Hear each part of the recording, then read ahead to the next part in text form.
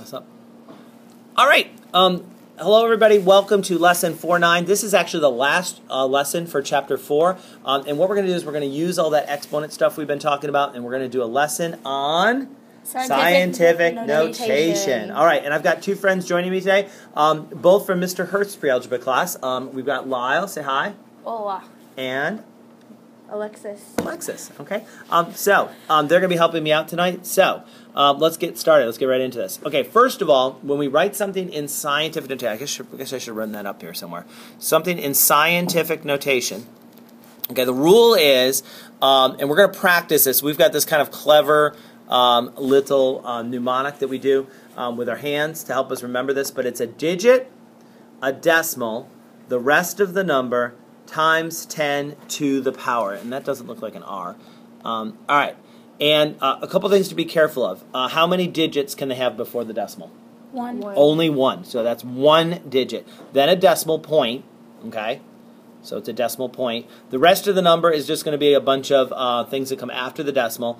It's always times 10, and then we like to say tada for to the power.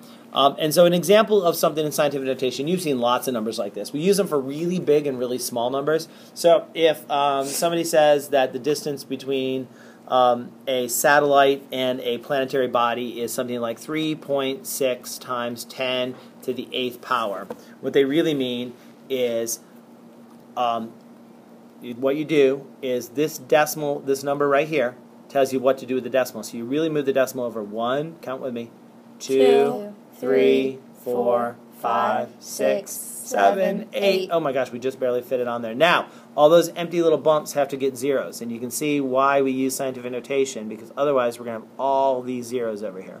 All right, now let's put the commas in. What would this number really be? Let's see, there'd be a comma right there, right? Then there would be I don't know. You got to put them in. Comma there. That's and so this is the millions place, so it'd be 360 million. Okay? So this is a much shorter way to write numbers, and you don't have to always count all the places. And the same thing works for really small numbers. So what we're going to do is we got two kinds of problems, don't we? We got problems where we start out in scientific notation, and we change them into what? What's it called when it's just a plain old regular number? Right. Standard notation or standard form. Why don't we, so we'll keep the words the same. Let's use notation. It can be called standard notation or standard form. So we have those kinds of questions. Back here, this would be an example of that question, right? We took something in scientific notation and we changed it into standard notation. Or we could go backwards. We could take a really big or really small number and write it in scientific notation. So we could also do this direction. Okay, what do you guys want to start with? Which way do you want to go? Top or bottom? Top. Okay, so let's start with another number in scientific I can't talk. Scientific notation. Thank you, Lyle. That's why I like to have people help me, because I get tongue-tied. Let's do one that's kind of small. Let's do something like 3.4 times 10 to the negative 3. All right. So when you take a number, it's in scientific notation. You start out by just writing out the digits. So write down 3, 4. Now put your pen right here where the decimal used to be. Okay, right there. All right. And what does negative 3 mean? Which direction should I move the decimal? To the left. Yeah, right, to the left. And the number means how many places. So I'm going to move 1, 2, 3. Now, you'll do yourself a favor if you actually make it into an arrow. Put a decimal and then put the decimal in right there. And then if you have any empty bumps, put zeros in those. So now, I always rewrite it because these always come out kind of messy. So this is 0.003. 4, and then put a nice little box or circle around. Be careful you don't accidentally write your box over your decimal point, because that's very important. Okay, so that's going this direction, where we change from scientific notation into standard form. All right, now let's go backwards. Let's take the exact same problem.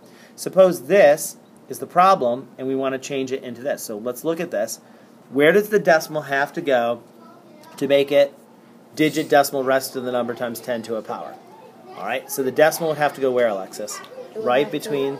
The 0.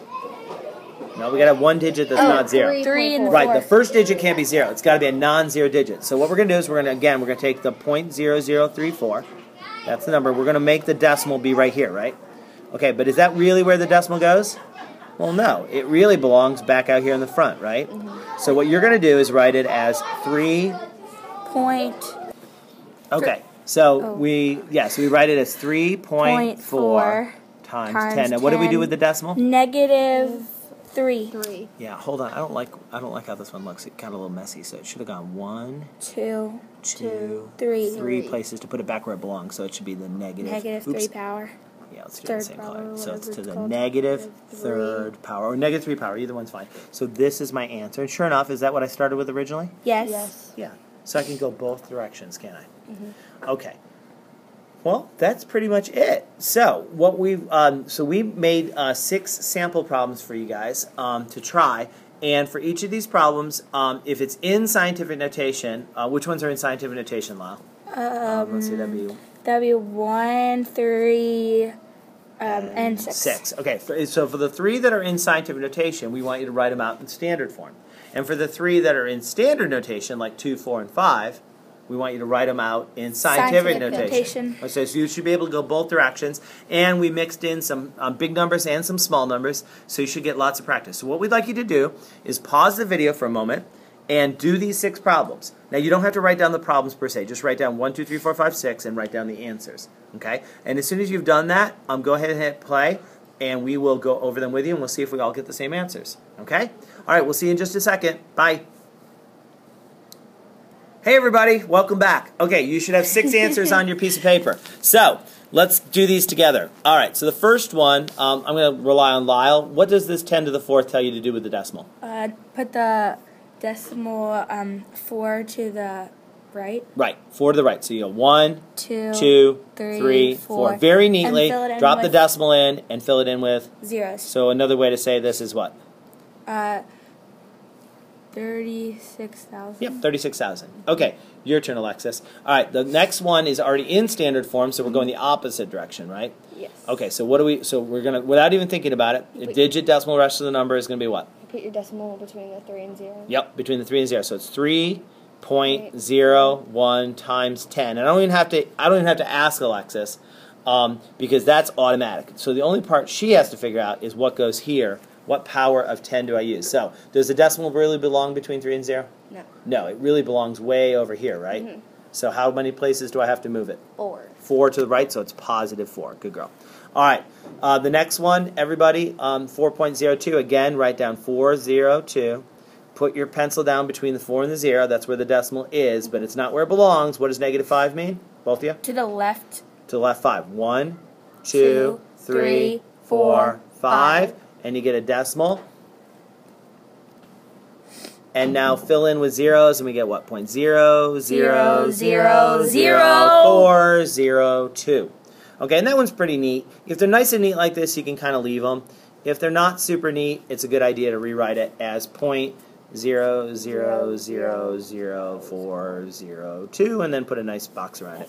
Fix that 0. Oh, I'm sorry. Okay, thank you. All right, what about the year 1920? Can we change that into scientific notation? Yeah.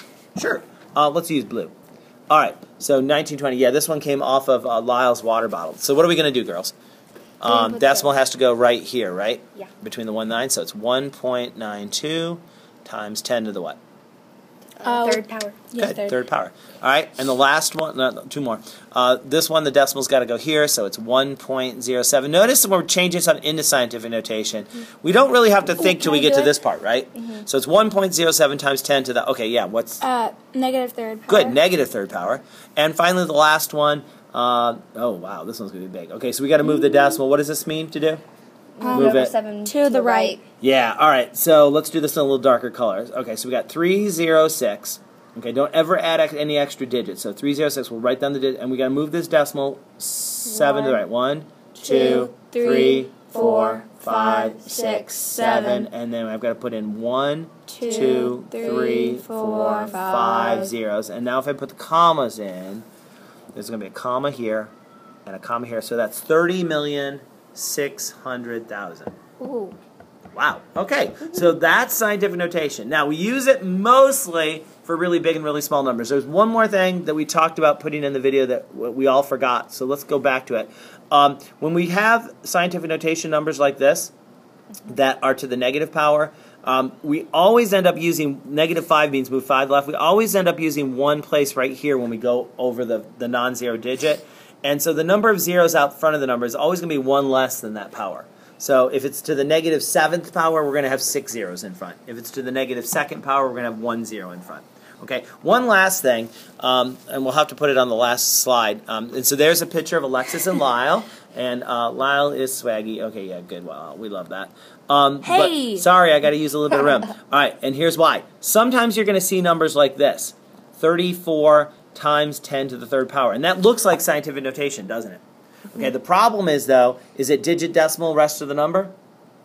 No, there's 2 digits there, right? There's no decimal point between the 3 and 4 like they're supposed to. Now, you can still do this. So you take 34, the decimal would actually be right there at the end, and you'd move over 3 to the right, you get 34,000. But that's not proper scientific notation. The correct scientific notation for this number would have been 3.4 times 10 to what power? If we put it here, it'd actually be right, Alexis. It'd be to the 4th power. Okay, so this is proper scientific notation. This is close, but not exact. Okay, so scientific notation, you always have to have 1 digit, then a decimal point. The exponent, or the base always has to be 10. And there's one other thing that sometimes messes up, and I can't think of what it is. But that's a great introduction to scientific notation, and tomorrow in class, we'll practice it. Okay? Lyle is swaggy. Yeah, everybody, say goodbye. Bye. And thank you very much for watching, and thank you, ladies, for helping.